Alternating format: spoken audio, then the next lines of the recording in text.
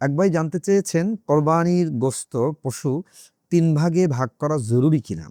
৩ ভাগে ভাগ করার আসলে অ্যাকুরেট মাসালাটা কি? আসলে আমরা হাদিস এবং কোরআনের আলোকে যেটি পাই সেটি হলো কোরবানির মাংস, গোশত বন্টন ৩ ভাগ করা এটি মুস্তাহাব। এটি কোনো জরুরি বিধান না। হ্যাঁ, যেমন এক সাহাবী রাসূল করিম সাল্লাল্লাহু আলাইহি সাল্লামের কাছে এসে বলছেন যে, "ইয়া রাসূলুল্লাহ আমার ফ্যামিলি বড়।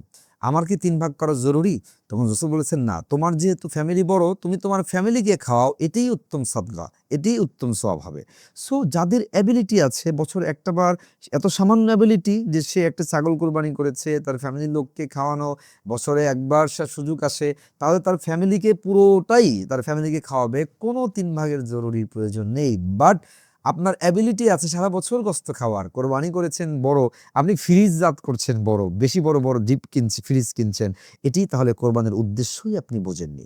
কোরবানির গোশত ৩ ভাগ করা মুস্তাহাব। ১ ভাগ নিজের জন্য, ১ ভাগ আত্মীয়স্বজন, ১ ভাগ হলো ফকির মিসকিনের জন্য।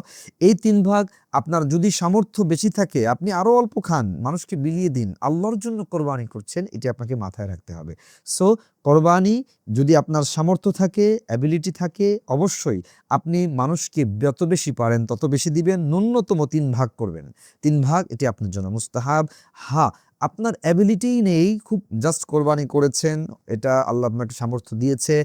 কিন্তু সারা বছর সুযোগ হয় না গোশত খাওয়ার, ফ্যামিলি বড় কিংবা আপনার আন্ডারে অনেক অধীনস্থ মানুষ। তাহলে আপনি ৩ ভাগ না করে তাদেরকেই খাওয়িয়েছেন, কোনো প্রবলেম নেই। সো আপনাকে ১ম এ বুঝতে হবে কোরবানি মিনস স্যাক্রিফাইস। কোরবানি means sacrifice for sake of Allah. আল্লাহর জন্য নিজেকে উৎসর্গ করা। এটা যেন গোশত ভোগ করা, ফ্রিজজাত করা এই মেন্টালিটি না হয়, তাহলে কোরবানি হবে না। সো আমরা আল্লাহর জন্য কোরবানি করব। আল্লাহ তাআলা আমাদের সকলকে আল্লাহর জন্য কোরবানি করার তৌফিক দান করুক।